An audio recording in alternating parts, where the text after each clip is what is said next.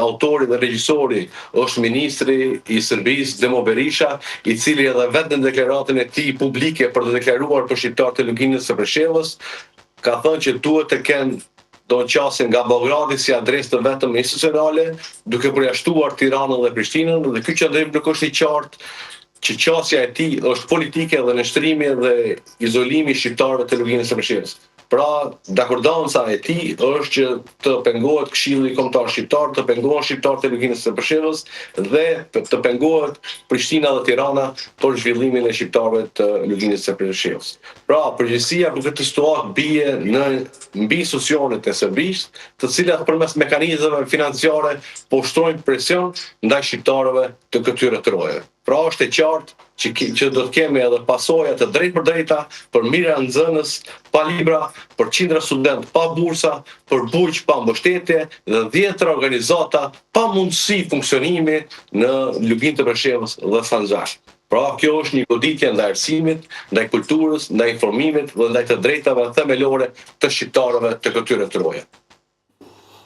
Mirë, do doja të flasim të di në fakt se a është kjo hera e parë, duke që kemi një problem me linjën, mirë, sa ta kemi linjën do të presim, a është kjo hera e parë që Serbia i blokon këto fonde dhe natyrisht ne kemi edhe fonde që vinë nga Serbia në Kosovë për serbët e Kosovës, do të kërkojmë të dimë se a do të kërkojnë ata tashmë nga qeveria e Kosovës që të bëjmë masa reciproke.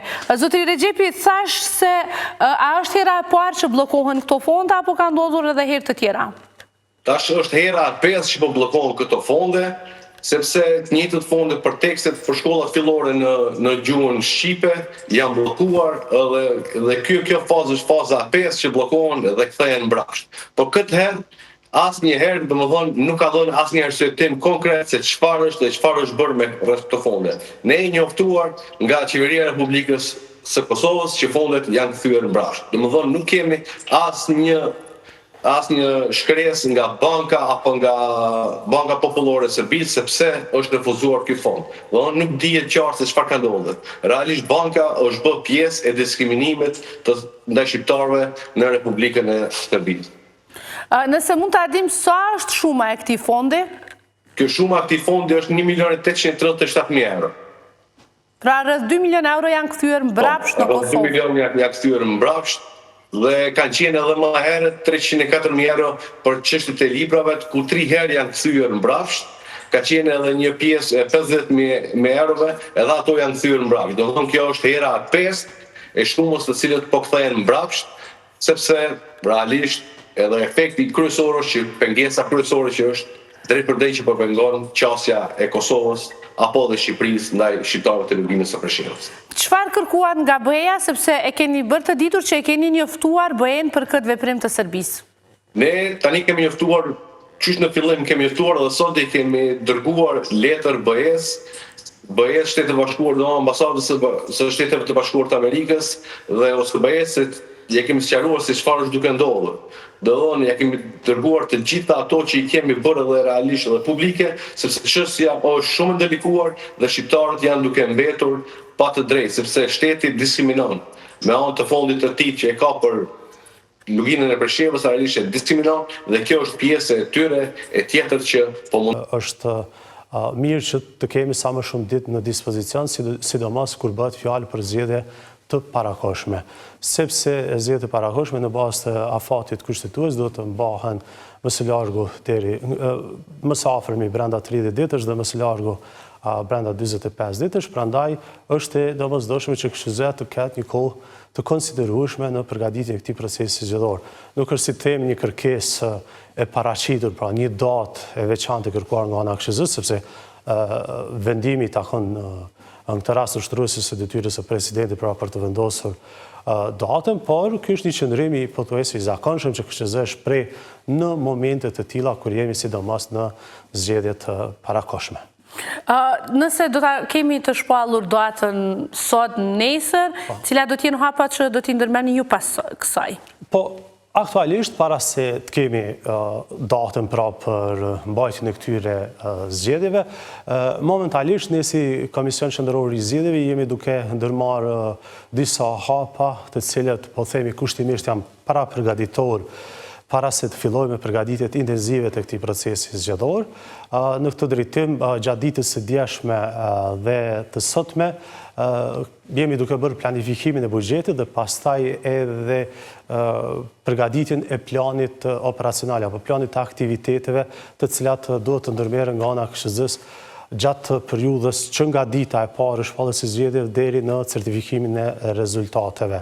Do të thotë këto janë disa nga aktivitetet parapërgatitore që jemi duke zhvilluar dhe të cilat me urgjencë do të thotë duhet të miratohen nga ana e KSZ-s pasi të kemi zyrtarisht datën për mbajtjen e zgjedhjeve, sepse KSZ fillon me përgatitje pra me zbatimin e planeve të detyrimeve ligjore nga momenti kur është data e caktuar për mbajtjen e këtyre zgjedhjeve. Pra fatet e aktivitetet zgjedhore fillojnë nga kjo datë. Jo nga shpërndarja e kuvendit? Jo, ndërlidhet drejt për drejt me momentin pra nga dita kur kemi datën për mbajtjen e zgjedhjeve. Dhe një nga pra për ju sa më shpejt aq më mirë? Sigurisht, një nga aktivitetet e para do të thotë që KSZ do të bëjë sigurisht është thirrja një mbledhje në të cilën vendim do të jetë miratimi i afateve të aktiviteteve zgjedhore dhe pastaj sigurisht që këto afate në bazë të vendimit dhe sipas të drejtës që KSZ-s ja jep ligji për zgjedhjet e përgjithshme është shkurtimi i këtyre afateve kohore të këtyre aktiviteteve zgjedhore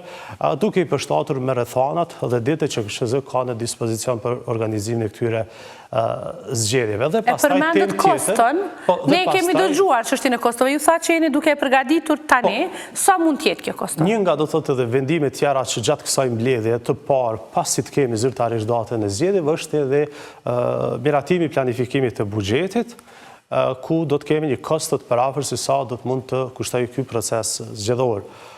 Zgjedhjet për zgjedhjet e 28 dhjetorit, të cilat gjithashtu kanë qenë të parakohshme, pra kanë një natyrë të ngjashme me këto që do t'i kemi tani. Kostoja planifikuar ka qenë në vlerën e 11.5 milion eurove dhe sipas raporteve të deritashme, por që s'janë përfundimtare, janë shpenzuar dikun rreth 7.4 milion euro për qëllimit të organizimit të atyre zgjedhjeve. Për momentin nuk mund ta kem një shifër pra që mund të jap se sa mund të jetë kjo kosto e planifikuar kësaj radhe nga ana e KSZ-s, sepse do të bëhet publike në mbledhjen. Pra mund të jetë parafort me këtë. Por sigurisht do thotë parapërsisht aty mund të jenë shifrat, por një shifër do thotë e saktë nëse do të jetë e planifikimi 10, 11 apo 9 milion, nuk mund ta them sepse kjo varet nga vendimi i KSZ-s në mbledhjen e KSZ-s. Në ndërkohë ju e përmendët 28 dhjetorit dhe nuk është shumë larg, pra thatë që ka raporte që ende janë përmbyllur. Sa është problem organizimi i zgjedhjeve të reja krahasuar periudhën shumë të afërt?